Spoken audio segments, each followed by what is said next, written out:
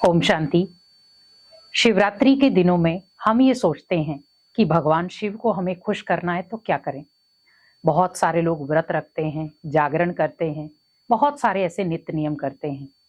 लेकिन शिवरात्रि के दिनों में कौन से 3 दान जो भगवान शिव को बहुत प्रिय हैं, और वही अगर आप अनेक आत्माओं को देते हैं तो उससे आपको दुआएं भी मिलेंगी और शिव प्रसन्न होकर आपको वरदानों से भी भरेंगे। कई बार हम कहते हैं कि जब हमारे जीवन में कोई ऐसी खुशियों भरा मौका आता है, कहते हैं आज भगवान मेरे पर बहुत प्रसन्न है, भगवान मेरे पर बहुत खुश है। तो इसी प्रकार हमें ऐसा क्या करना चाहिए जिससे हम शिव भोलेनाथ का दिल जीत सकें, जिससे हम शिव भोलेनाथ से डायरेक्ट वरदान ले सकें।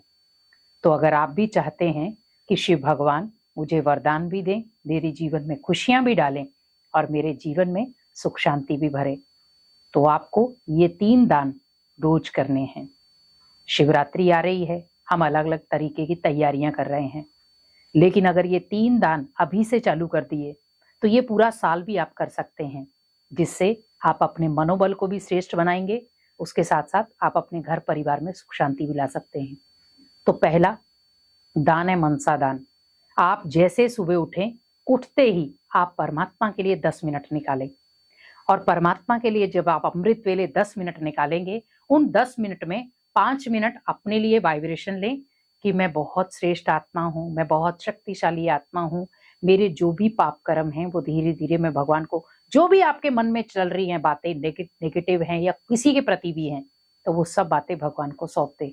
और 5 मिनट आप अनेक आत्माओं को ब्लेसिंग दे, क्योंकि भगवान को भी वरदानों का वरदाता कहा जाता है। तो जब हम अनेक आत्माओं को मनसा दान देंगे, मन से वाइब्रेशन का दान देंगे, तो उससे भगवान बहुत खुश होता है, क्योंकि भगवान के पास जब हम जाते हैं तो हम भगवान से वरदान ही लेते हैं। लेकिन आप ये सोचिए, हम उसी भगवान के बच्चे हैं, तो क्या हम अनेक आत्माओं को वरदान नहीं दे सकते? जब हम अशांत होते हैं तो हम कहते हैं भगवान हमें शांति दो, लेकिन अगर आप ही वही शांति भगवान से लेकर के अनेक आत्माओं को बांटेंगे, तो आप ये सोचिए आपके घर में सुख शांति कितनी आएगी। कहते हैं ना, जो चीज आप बांटते हैं लौट कर वही चीज आपके पास आती है। तो क्यों ना ऐसी चीज बांटी जाए जो मेरे जीवन के लिए बहुत जरूरी है, तो वो है सुख और शांति। तो अमृत वेले बैठकर आप ये सुख शांति जो है भगवान से लें और अनेक आत्माओं को दान के रूप में अमृत वेले ही दें। दूसरा दान आपको क्या करना है? दुआओं का दान। दुआएं एक ऐसा पावरफुल कवच है जो भगवान ने हमें दिया है। अगर हम ये कहें कि श्रेष्ठ कर्मों से हम दुआएं कमा सकते हैं, अगर मैं ये कहूं कि आप ऐसी लाचार बेसहारा आत्माओं का बल बन के उनकी दुआएं लें, तो आप ये सोचो वो भी भगवान को खुश करने जैसा ही है। कहते हैं ना, बेसहारों का भगवान सहारा है।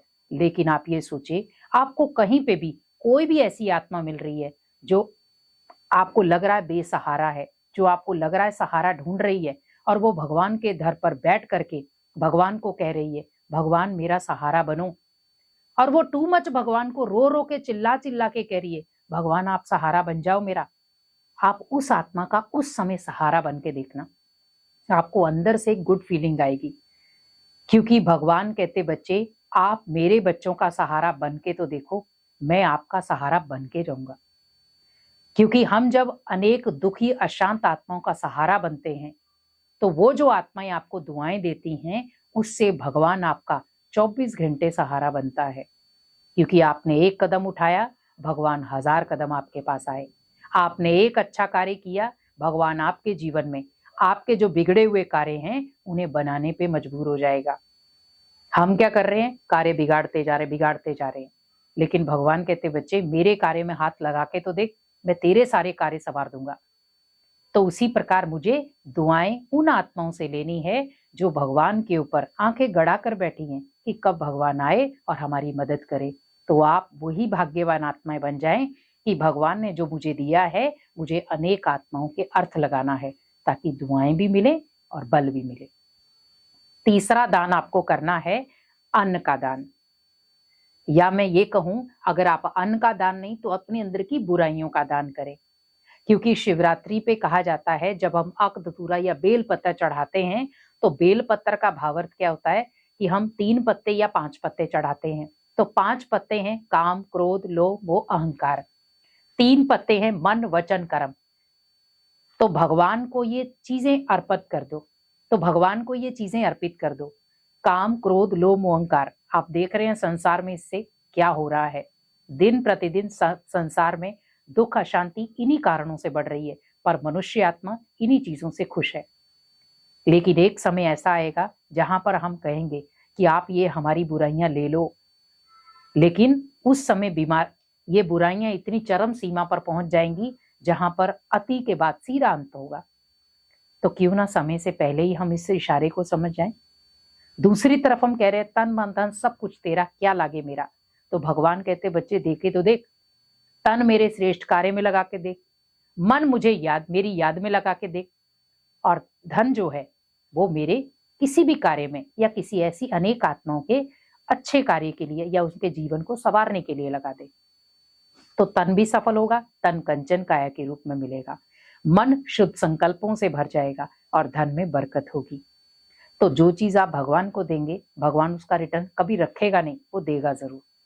तो ये 3 दान ऐसे हैं जो आप शिवरात्रि पे करें या शिवरात्रि से पहले करें या शिवरात्रि के बाद करें, लेकिन ये 3 दान ही आपके जीवन को गुणवान बनाएंगे और भगवान शिव आपसे प्रसन्न होकर आपको अनेक वरदान भी देंगे और आपके जीवन में सुख शांति भी भरेंगे। ओम शांति।